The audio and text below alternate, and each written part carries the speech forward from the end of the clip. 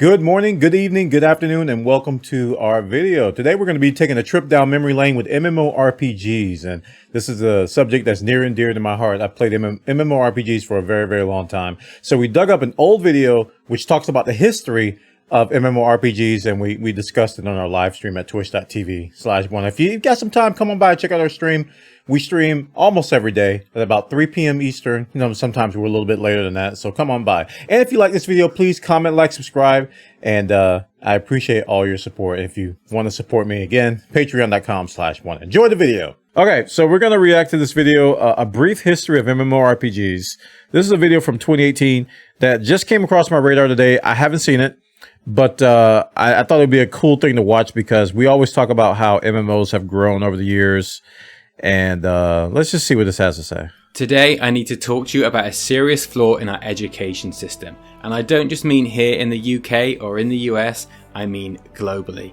Everyone's teaching maths, science, geography, but no one is teaching about our great and rich heritage. No schools are teaching the history of MMORPGs. Yeah. So I've taken it upon myself to give you a brief history. And please take note of my use of the word brief. I'm not going to be listing every single MMO that ever existed in this video. Not all of them? I'm just going to give you a quick guide to where MMOs came from and how they've developed over the years. I hope you enjoy it. It may surprise you that for us to fully understand where MMOs came from, we have to go further back than the original Everquest game. In fact, we probably have to go at least 20 years prior to the launch of Everquest. This takes us back to the 1970s when we first started to see multi-user dungeons come onto the scene. Multi-user dungeons. As soon as he said that we're going to have to go 20 years further back from Everquest, I'm like, he's got to be talking about MUDs. He's got to be talking about MUDs. He's got to be talking about MUDs. And there they are. Or MUDs for short, were actually just very simple text-based games. They were developed essentially by hobbyists, as they weren't even being developed on a commercial basis at this point, and they weren't even played over the internet. Now, this is obviously due to the fact that the internet didn't exist back then, which is kind of a limitation. However, they were played on smaller networks, the kind that you'd find at universities. In fact, the very first multi-user dungeon was created at the University of Essex in the UK, and apparently it was responsible for a lot of failed exams and... Was it though? Was the very first one created? Was it though? Is this a point of contention? Was it though? MMO addiction. Of course, as with anything new and innovative, businesses eventually wanted to turn it into some kind of product. And this is when these MUDs started being developed on a commercial basis. And obviously at this point, the internet still wasn't the place we know it as today, and these games were played over proprietary networks such as CompuServe. This meant that they were actually incredibly expensive to play, and often you even had to pay by the hour to play them. Now, this is quite a hard concept to get your head around for a modern gamer playing games like World of Warcraft. For example, if I had to pay for every hour I played World of Warcraft, I probably would have bankrupted the next 7 generations of my family. Okay, this is where first world problems kind of rears its ugly head. Because there are people that pay by the hour in 2022 for every game they play. They're called PC bangs or PC... They're basically these places where people go and they rent out a spot on a PC. They don't own a PC at home, and they play a video game, say it's Lost Ark, and they pay by the hour. Which is why they get mad at you if you're watching a cutscene in a dungeon, because you're wasting their money. So that's not a thing of the past. It's still very prominent in some countries out there that people pay by the hour. The whole theatre of the mind component of these games became less of a requirement with the release of the first graphical MMO. This was called Neverwinter Night, and that's not to be confused. Neverwinter Night. Where's Katos? We need him here to give us some history. With the 2002 game with the same title. As the 90s progressed, internet access became far less restrictive, and the genre started to take off on a far greater scale. The first really big title to hit the shelves was Ultima Online. I'm glad he worded it that way, because people fight. They get their swords and they get their torches and their pitchforks, and they go, the very first MMORPG was... And they be like, Actually, if you look at the statistics, the very first MMORPG, which was very, very popular, was blah, blah, blah, blah. And then they just like, and they start fighting each other. In 1997. This was actually the time at which the term MMORPG was first coined by Richard Garriott, the creator of the Ultima series. Things started to really heat up at this point, and Ultima peaked at around 250,000 subscribers. This is of course nothing in comparison to what we see nowadays, but bear in mind that gaming as a whole was far less mainstream back then. And not just gaming in fact, but internet usage too. So really, 250,000 subscribers was a pretty big deal at the time. 2 years later, a brand new IP turned up and quickly knocked Ultima. Can you guess what it is, chat? Can you guess what it is? 2 years after Ultima, what cropped up? What cropped? Don't you dare say World of Warcraft. Spot. This was Everquest. Everquest! That's right. Everquest. EQ. There are people still playing this today. This game, the first one.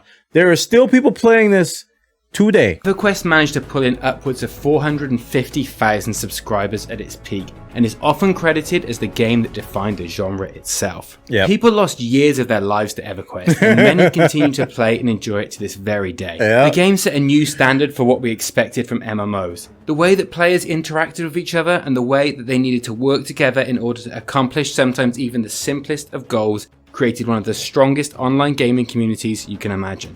Did you hear the words this guy just said? I love this video already. People had to work together to achieve a goal. If you say those words in 2022 and you tell someone that they have to work with people to achieve a goal, they will quit your video game. Of course, Everquest and Ultima were not the only two big titles of the late 90s. There were actually several others, but the one that would be criminal not to mention is Asheron's Call. Y'all want to hear some Bwana lore? Some Bwana lore. Chat, y'all want to hear some Bwana lore? The very first MMORPG that Bwana played.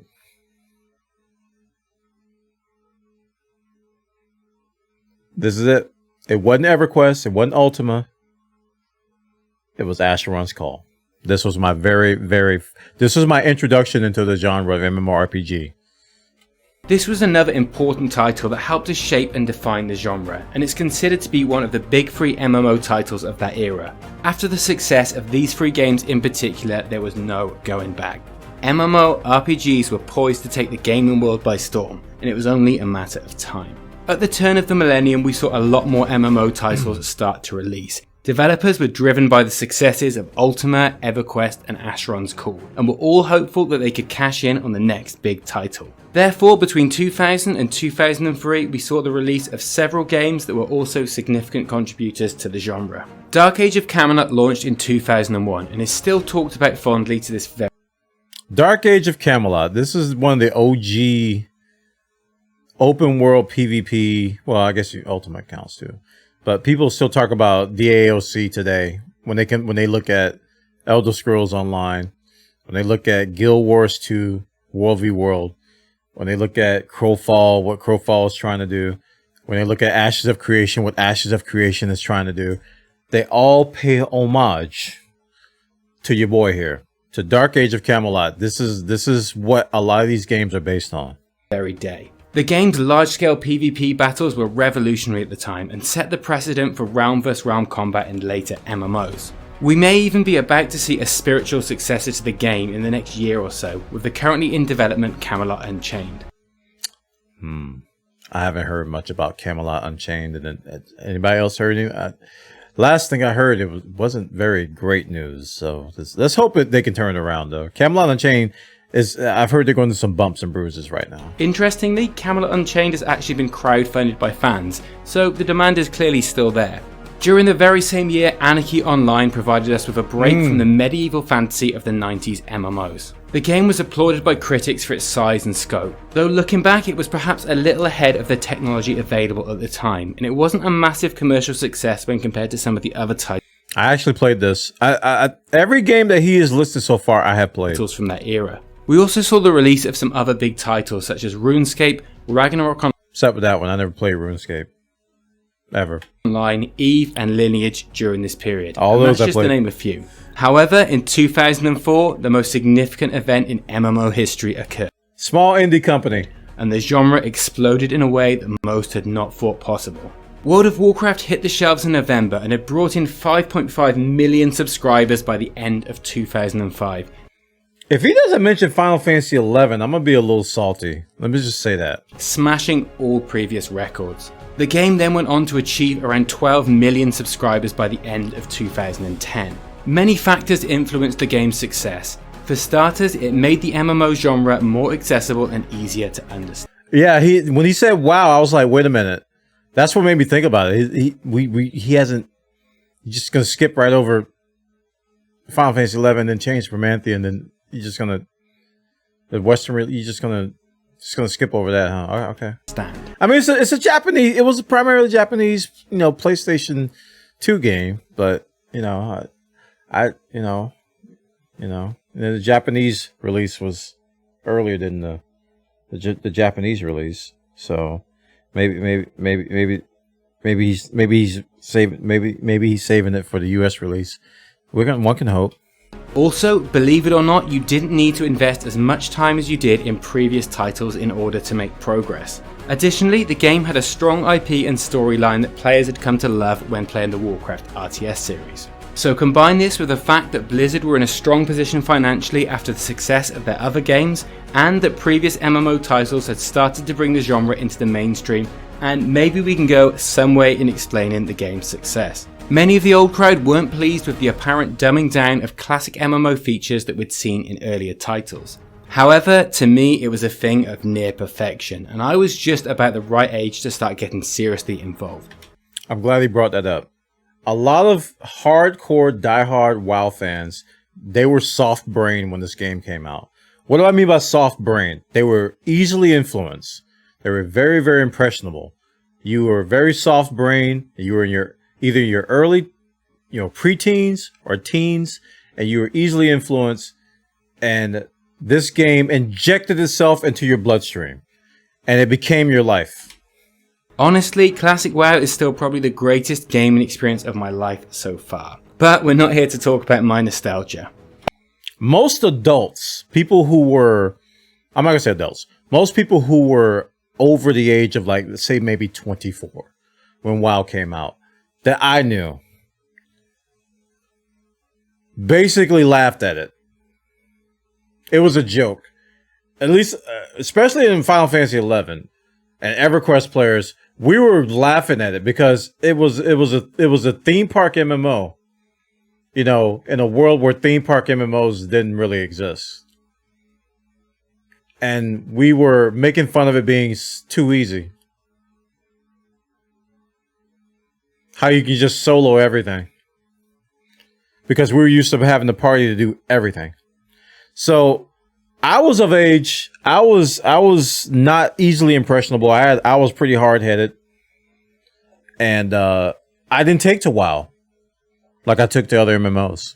EverQuest 2 launched that same year, but many of the original I actually played this. Yeah. EverQuest crowd were disappointed with the release. This, coupled with the fact that WoW totally eclipsed the game's launch and was stealing the vast majority of new MMO players, meant that EverQuest slowly started to fade into the background. The more recent cancellation of EverQuest Next seems to have put the final nail in the coffin for the series, but I'm still hopeful that someone will resurrect it with an awesome new title one day. Don't get me wrong, EverQuest 2 is still alive today and has seen some degree of success, but the days of EverQuest dominating the MMO market are long gone. Following WoW's success, we entered the era of the WoW clone. Everyone wanted a slice of the killer profits that and this is where, in my opinion, is where things start to go downhill. Innovation stopped and everybody was playing copycat. Blizzard were making, and rather than trying to innovate and create the next big thing, many of them just decided to copy WoW's features and basically just put them into a different universe with its own lore and perhaps a unique spin on a few minor features. And guess what? Unsurprisingly, it didn't work. Nope. Game after game crashed and burned during this era. Businesses went into administration and no one managed to get a significant slice of that Warcraft money. And the genre stagnated. The bottom line was, no one was going to beat WoW at their own game. They were too established, their game was too polished, and their players were too invested. I'm telling you, man, a lot of people that I talk to, a lot of their MMO fond memories were pre-WoW. If it's not WoW, it's pre-WoW. Anything from like WoW on, like games in between WoW and today, that's not what people's best memories were. Their best memories are pre-WoW. Ultima, Everquest, Shadowbane, Anarchy Online, Lineage.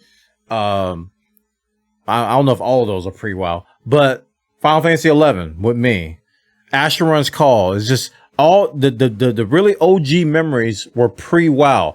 Once WoW came out and everybody kind of moved to that, it was just WoW, all the way up until today. It's like that's all people talk about is WoW.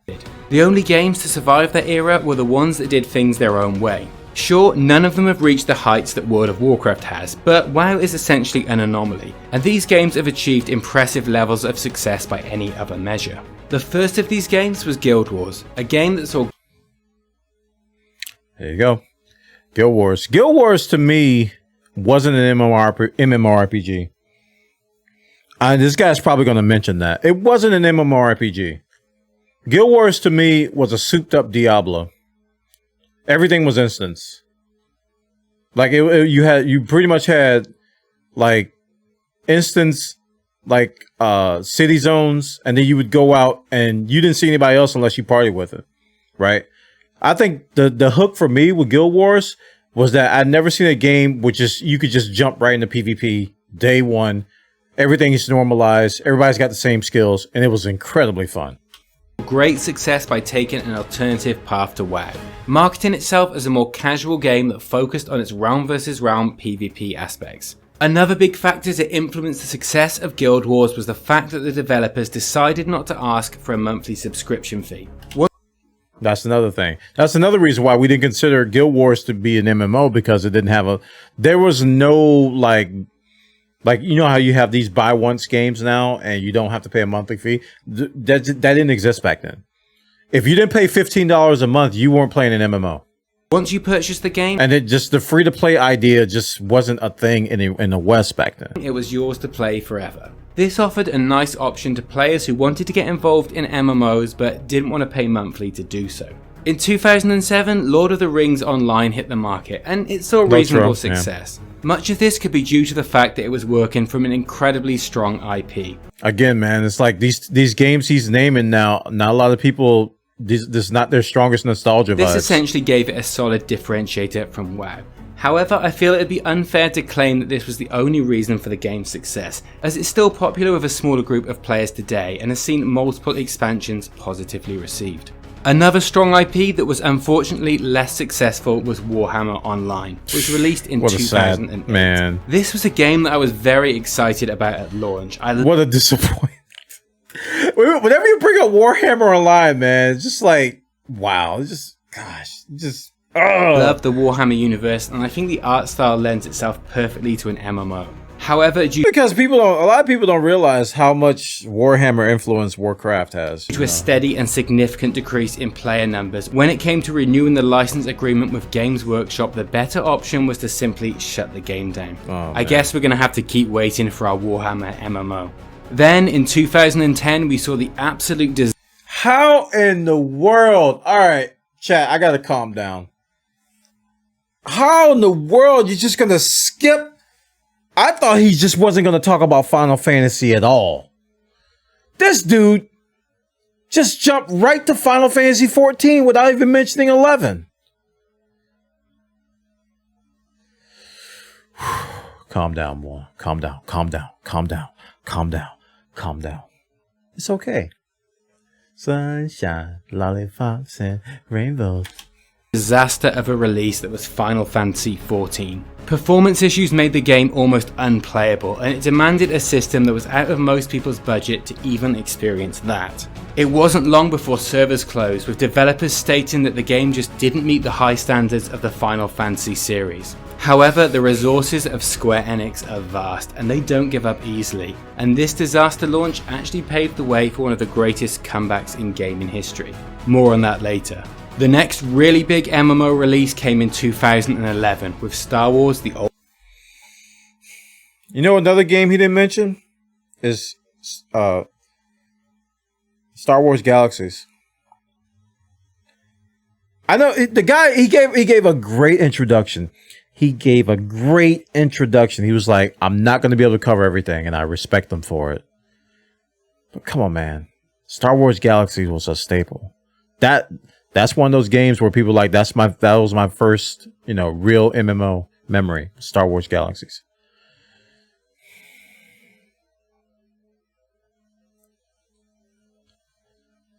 And okay. Old Republic. Okay. This was a game boasting an IP arguably stronger than any of the previous mentions. It's also the most expensive MMO ever made, costing an estimated $200 million to develop, which actually Star Citizen has entered the chat. makes it not just the most expensive MMO, but also the third most expensive video game ever made. Number 1 and 2 are GTA 5 and Modern Warfare 2, if you were wondering. But despite this level of spending and a record-breaking launch, the game didn't turn out to be that popular, and it couldn't maintain its subscription model. It soon switched to a buy-to-play model with an optional subscription, and for a while this breathed a little new life into the game, but as of right now its player numbers have dwindled significantly. The game itself offers what I believe to be some of the best storytelling available in an MMO, but aside from that it's essentially another title that went down. He didn't mention Vanguard Saga of Heroes either. But that was kind of short-lived, so I can kind of understand that. Man, maybe I should make one of these. And a route just a little bit too similar to Warcraft, and it just couldn't get. It takes a lot of work to do this, so I got some respect for him. I'm trying to hold back my nerd tears. Gain its share of the market. Moving on to the more recent launches that have actually been very successful. In 2012, we saw the launch of Guild Wars 2, and it's been 10 years.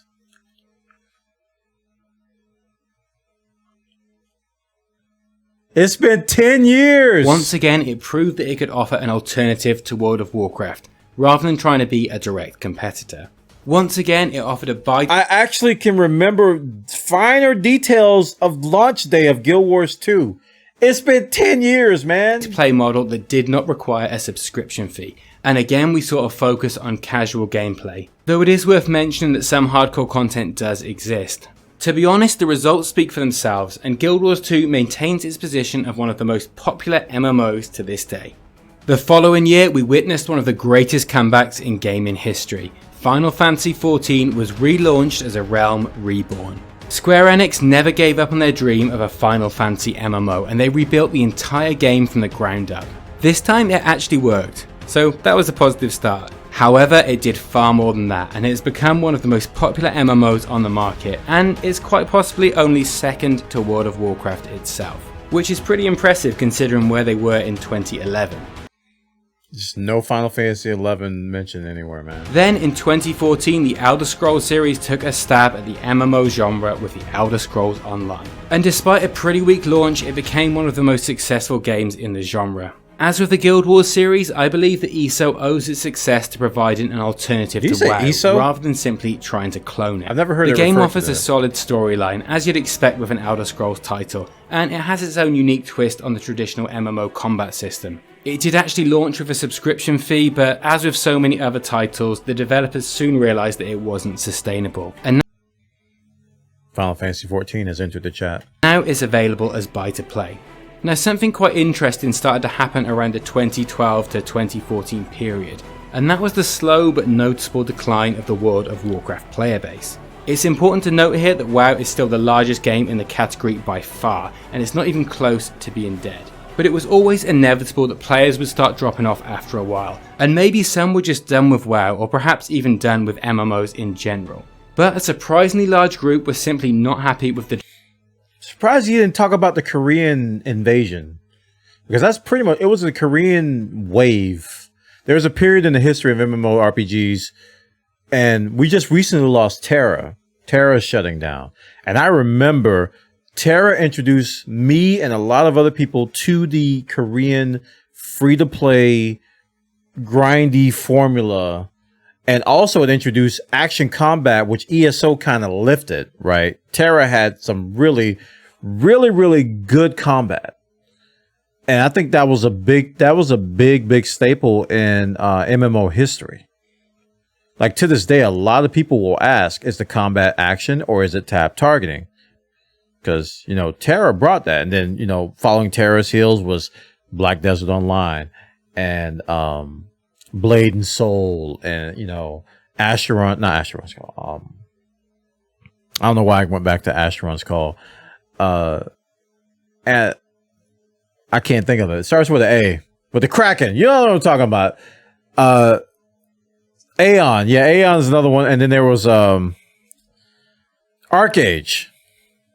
Arcage, that's what I'm talking about. There's just so many Korean MMOs. When I said Asheron's Call, it just broke my brain. I forgot everything. Arcade, it was a big push. Like during the dead periods where Western MMOs were falling off and people were only playing like those big ones he was naming, like Final Fantasy and Guild Wars 2 and WoW. There was like people were looking for something else, and there was a big migration over to Korean MMOs. I think that's kind of a giant omission in this. The direction that WoW had taken. They wanted it to go back to how it used to be, and at the time there weren't really any games offering an experience similar to classic WoW. So along came WildStar, a game created... Oh, how could you mention WildStar and not Final Fantasy 11, man? Final Fantasy is still going today. By some of the ex-WoW developers that promised the hardcore experience that this group of players were craving. Hardcore. Sadly, they were unable to deliver on this, and the game didn't manage to gain the player base that they'd hoped for. It's still going, but it's essentially now supported by a fairly small group of dedicated players. I miss this house. The housing in this game was very underrated. Like, people don't understand how good the housing was in WildStar. You always talk about the rating and the hardcore because it was their fault for marketing it so much. But man, WildStar housing was just A+++. It So was much for so that good, man. But after the recent announcement from Blizzard, we know that classic WoW is on its way. The next big launch, and to be honest, the last particularly significant launch in the West was in 2016 with Black Desert Online. BDO is pretty unique in this. By the way, this video is from 2018, so if you're thinking about stuff after 2018, he's not going to talk about it because this is in the past. This list, as it's one of the few Eastern MMOs to see significant success in the West. Its blend of fast-paced action combat and... See, he's talking about East versus West, and you didn't mention Terra. Arcade I can understand, but you didn't mention Terra was big back then. Deep skill systems has found the game a comfortable spot in the market. And that basically brings us to the current state of the MMO market. Right now, the only big developer that I'm aware of that's developing a brand new MMO is Amazon Game Studios. And right now, they're keeping their cards pretty close to their chest. New World, chat. So we don't have very much detail. And then, like I already said, we have Blizzard redeveloping the original World of Warcraft game, which will likely bring in millions of players, but we can't really call it a new MMO. So Amazon and classic WoW aside, there seems to be a reluctance from big developers to invest in new MMOs. And to be fair, who can blame them? They've just had a decade of trying to emulate WoW's success and mostly failing. It stagnated the market. I'm gonna keep saying this for years, man. That WoW's success hurt the genre. I will stand by that statement as long as I can. WoW's success hurt the genre overall. It was too successful. People couldn't compete. So everything had to be like it, and that's not good. However, the smaller studios haven't given up hope, and they're willing to build a game for us. Even my favorite MMO, Final Fantasy 14, is a WoW copy. They just did it right. Tech W. Smaller group of players. These games might not provide mass appeal or bring in billions of dollars in revenue. However, they may just provide a subset of MMO players with their dream game. As I've said in other videos, I believe these studios are our best hope for seeing a new and innovative MMO, at least in the near future. In particular, I've got my eye on Pantheon, Rise of the Fallen, Chronicles of... Oh, should we tell them? Valeria, Ashes of Creation, and Crowfall. I'm not... Oh, should we tell them? I'm going to go on about them here in this video, as this video has been about the history of MMOs, not the future. However, I have covered them all on my channel, so go and check out those videos if you're interested. I'll put the links in the description. Anyway, that brings us to the end of our little history lesson. I hope you enjoyed watching, as I found this one a lot of fun to make. I'd love to hear about some of your MMO history and experiences in the comments down below. If you liked the video, then please consider subscribing to my channel. I've also just set up a Patreon account if you want to be extra awesome and support me on there. The link is in the description down below. Either way, take care of yourself, and I will see you in the next video. Great video, Chad. I'll put a link in the description to this video, and it's always fun to take a trip down memory lane and just relive a lot of these old MMOs, because a lot of people just don't know. Like this kind of stuff is needed from us OGs before we get too old to remember. You know, just how things used to be. Like people, there sadly are people that think that MMOs started with World of Warcraft, and we're like, oh, you sweet summer child, come on, you can't be serious. And there are people that they don't know. They're just like, oh yeah, you mean those text-based things that they like, dude, no, come on. And there's also a lot of stuff in between that had a sizable audience. You know, like the audience that he was talking about EverQuest 2 had and Ultima Online had. They had a sizable audience that was independent of WoW, Final Fantasy 11, for example, that had a really big following. And to this day, this is what people's first favorite MMO, their most fondest MMO is. And, we had a lively discussion in chat talking about all this. People, they can identify with a lot of these games. We were talking about Star Wars Galaxies, and I think somebody even mentioned MapleStory, and somebody just said Ragnarok Online. It's like a lot of free-to-play games came out. There was like a big boom of free-to-play MMOs that the younger generation had. It was very accessible for the younger generation because you were using the family PC, which was a dinosaur that ran off of a hamster, right? But these MMOs were mostly, some of these were browser-based games, and they didn't require a lot of resources. And that's how people got their start. They play on the family PC after they did their homework, and they play hours and hours and hours of RuneScape. He didn't talk about any of that. But, it is what it is. All of us have different memories of what's our favorite MMO. But again, I'm gonna end it with this. It's just like, wow, man, it was so successful. They catered to it went mainstream, and I think a big part of that, he didn't mention this at all, but World of Warcraft was on a Macintosh. Just think about that for a minute. World of Warcraft was available on the Mac. And that was the only game a lot of Mac players played. They installed World of Warcraft on their Macintoshes, and that's the only game they played on that machine. So it was very, very I'm not gonna say innovative. It was smart of them to do that. And I remember at the time, people were like playing World of Warcraft on their Mac, and I was just like, what is that? They're like, oh, it's World of Warcraft. I'm like, oh, I know WoW worked on the Mac. And they're like, yeah, it does. And it worked on potatoes. Like Atlas says, they were on old Macs. So that was a big deal. That improved accessibility. Because a lot of people had access to Macs. PC gaming wasn't that big back then. It wasn't as big as it is now. PC gaming was not that big. It was about PlayStation back then, man. It was about consoles. It was about Xbox, PlayStation, and consoles. That was like the big gaming stuff back then. PC gaming was not that big until World of Warcraft hit. Until that WoW came around, PC gaming really boomed. The Counter-Strike people were going to say, yeah, Counter-Strike 2, but still, yeah. It really, it wasn't in the millions and millions and hundreds of millions until World of Warcraft, and it went worldwide.